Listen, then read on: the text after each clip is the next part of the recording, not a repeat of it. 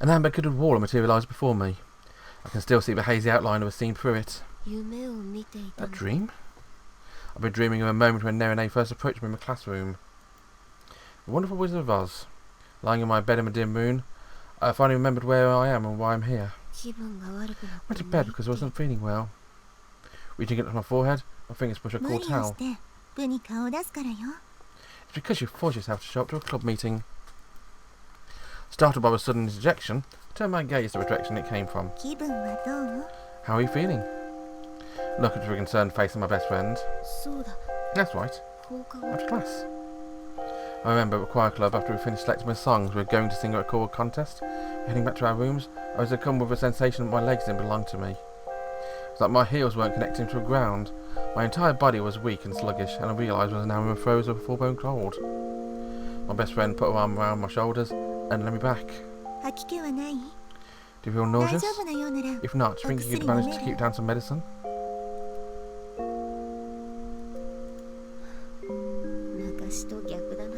But it's the opposite of how it used to be. When we were kids, I was always one nursing you. Yeah, before that, weren't you one always catching colds? Anyway. You can talk this much and you can definitely handle some medicine, she says, handing me a glass of water and 2 pills. I've said it so much out, you only wait for the fever to go down now. Thanks. I gulp down medicine. The cold water rushes almost violently down my parched throat. My body, flushed with fever, is grateful to the coldness suddenly permeating it. It's a big glass of water, but I drain it in one long gulp. Do you need more water? I tell her yes please, saying hungrily as she pours out from a condensation-wreathed pitcher. Ah, that's better. I drain my second glass just as fast. My body's craving liquid after sweating out so much. Can't believe you came to a club in that state. My fever's gone down a lot. Who's got any reports from the council? Sneezing and pinching my nose, telling me I'm unbelievable. Just a first year student who's feeding a fox or raccoon or swinging allotments. That could be a big problem. Feel sorry for the poor thing since apparently it's injured, but my sister Basket dealt with it. No problem at all then. She giggles at my nasal voice. All is right with the world. Now he keeps things running smoothly even when I'm not around. A smiling face reminds me that I have nothing to worry about. Taking my nod as confirmation when I'll start fussing, she releases my nose from a pincer grip. I'm pretty hungry actually. That's when I realise it's completely dark outside the windows. Guess I missed dinner. If you have an appetite when you come, must be on the mend. Now that I miss mealtime, suddenly I'm more hungry. Don't worry. A certain staff member will be bringing you dinner. A staff member? And who would do something nice like that?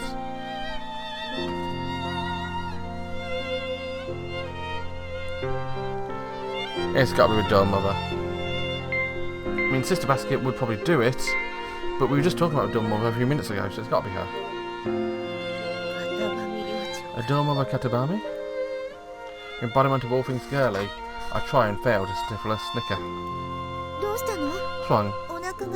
Did your stomach hurt? No, sorry, I was just laughing myself out about something. It was only a little while back I was discussing with a woman who, like me, is considered the opposite of everything feminine.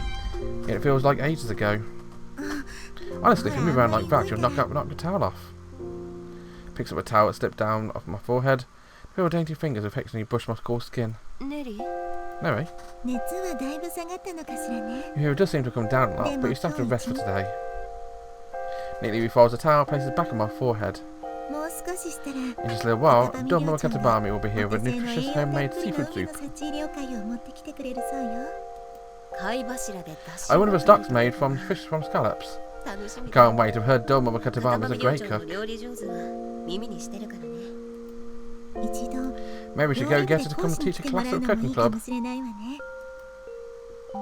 She's skilled at sewing, teaching gardening classes, and she's an excellent cook. However, most girly things don't really still seem to gel with a generally unfeminine aura, just like with me.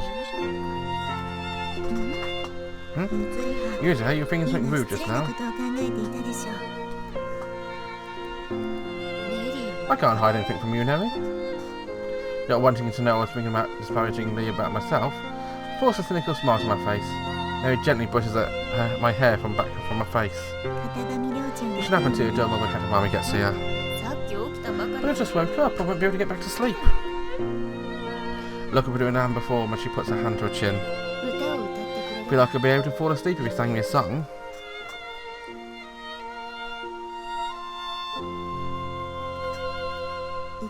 A song? Like a hymn? I prefer a lullaby like The Wonderful Wizard of Oz. A real memory that took root deep in my heart. Would you sing me Rainbow Magic? But I haven't practiced yet. I want to hear it though, please.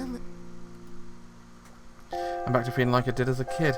Stare up at her earnestly as she strikes a grin at the sun breaking through the clouds. Okay, but no laughing, I will mess it up. She straightens up, and I can feel a pulse of a quiet, steady breathing. Takes on one long, deep breath. Then, I slowly close my eyes as the first notes reach my ear.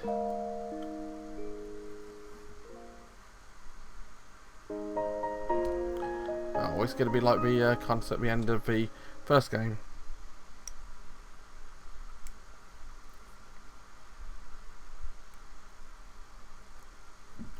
I've never really done what you would call practice. It's a talent I've inherited from my mother. After I've seen something once, I can reproduce it. It's like I'm making a copy of the original. I go to things like studying, Bible class, learning of violin and ballet. It goes to a choir club too. Still, that doesn't mean I can just memorise something once and that's the end of it. Even if I can't reproduce all the songs, a throat is like a blade. If you don't maintain it, it'll rust. And when I finally recovered from my cold, I'm sure it's no problem if I do it here. My best friend, worried I'm not completely back to full health, still won't permit me to come to the choir club. She want me to stay in my room. I'd have to train for chorus, at least to an extent. If I'm truly going to charm people with a song I learn, it requires a certain amount of fine tuning from me. I don't use my vocal cords every day, or hinder my voice. I was happy just being good enough, but I wouldn't need to have done anything in particular. However, good enough isn't good enough for me when it comes to this contest. Rainbow Magic.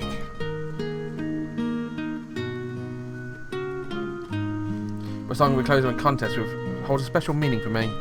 If we're singing it alone, I wouldn't want to settle for good enough. Or more since we're singing with Neri. Now first you have to start with vocal exercises. Take a stance with what you lean your body weight forward slightly, with your feet shoulder apart. You loosen your knee, whilst making sure not to settle your weight on your heels when you puff out your chest while keeping your back straight. Next thing to be aware is abdominal breathing. Clench the pit of your stomach, as if in an effort to lower your diaphragm. Make sure not to overclench and tense up. Then you need to open up your palate, creating space in your mouth for the sound to vibrate through. After going through all those steps, I open my mouth. After hearing it once, I've never forgot a phrase. The familiar lyrics flow smoothly up into my throat and out into the air. My rhythm and pitch are perfect. And yet, it's so far cry from Neri's singing. There isn't a big difference in our skill levels or the ability to project our voices, nor is it a matter of tone or any other subjective factor. It's something you're born with, a natural ability like being able to whisper to horses or carve an image from Buddha into a single block of wood. Music resides in some people's souls, but not others. Music runs in Nerine Kamikado's veins. The presence or absence of this factor is decisive in the word of song. It creates a clear divide between the haves and the have-nots. If I can't stand with her on a level, I at least can't drag her down to mine. Right now, the most important thing to do is to train my voice. Technique can come later. Good day, Yatsushiro-senpai. A sharp voice behind me makes me turn around. Practicing in secret? Kamikado-senpai will be upset. Here's another one of those chosen few with music in their soul, frowning at me.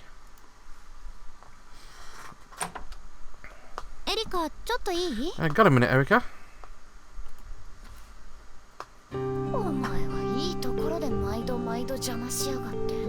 You always interrupt me with best parts. Who do you think you are, Inspector Pepper?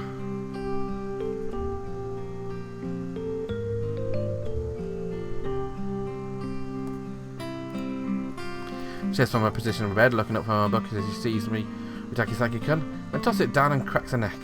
Inspector Pepper? Sorry, just an old Japanese pop reference. So what can I do for you today, Yatsushiro-senpai?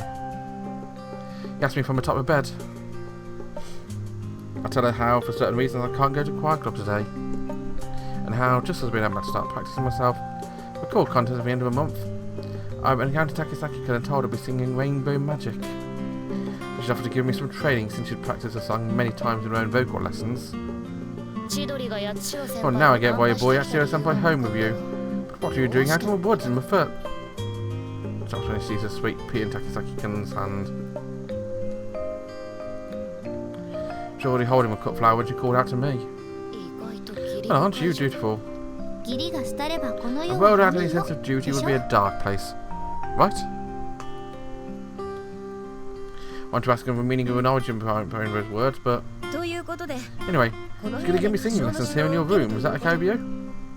Sensing from expressions it's not my place to ask, I set off for a consciously stated request. It's fine by me, but you should be trying to keep your voices down as the room isn't soundproofed. I'm believed to be given to be okay from the head of a household. Okay then, let us begin. Sorry for imposing on you. You always help me with my ballet, so it's only fair. Flash me a rare smile and smile back. Now first, we'll start some vocal warm-ups.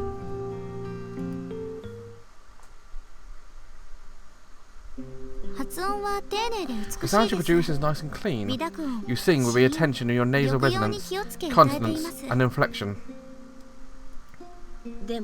But, sensing there's more she wants to say, I give her a prod.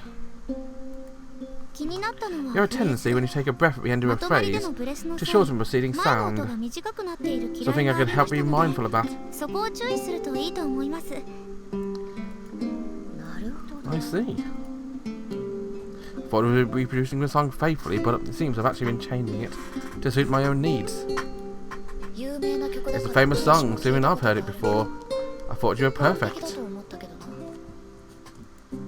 There's no such thing as perfect when it comes to any song. Singing is about chasing perfection. You can't give a Zen response like that in a Catholic school. Right, I'll kick you out. Takisaki-kun laughs. Yagaki-kun moves up with a wheelchair towards me and offers me a cup. I'm also ashamed to offer to a coffee connoisseur like yourself, but here you go.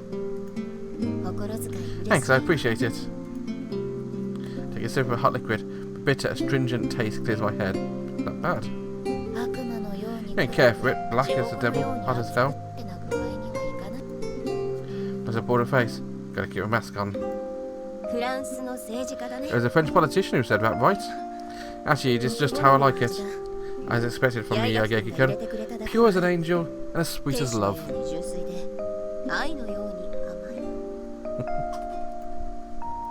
I finished a phrase Yagaki-kun quoted to try to distract her, but she frowns and scratches her head awkwardly, muttering about it being too sweet. I judge Takisaki-kun, who's eyeing my coffee enviously. Personally, I want to chase perfection. Anything else I should watch out for? No, you should pay attention to the imagery, I suppose.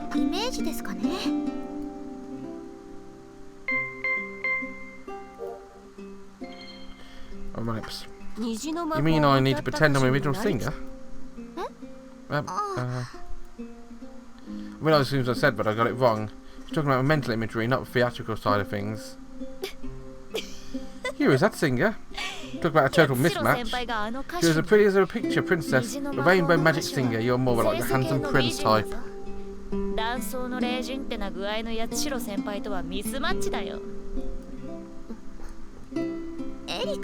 Erika? Oh, I'm sorry. Sorry, let my imagination run away from me. It's fine. Certain things just don't suit for certain people. Hey, why don't you sing it for us, Yagaki-kun? Now you seem to be an expert about it.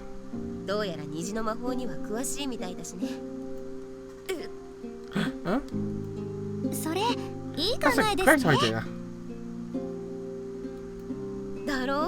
Right. Actually, I've never heard you sing Yagaki-kun. No, I really want to hear it. Come on, I'm not asking for anything unreasonable. You don't have to sing it exactly like the original. I just want to hear you sing. I want to hear you sing too, Erika. I can't sing in front of other people. Like, I'm sorry, I was wrong for laughing. There, we're even now, right? Waves a hand in front of a red face. She's used to messing with people, not being messed with herself. Fine. We'll leave it at that. About to go back to a topic imagery, but Yagaki-kun beats me to a punch, putting a period on our previous conversation with a... By the way, guys, end of the episode. Bye-bye.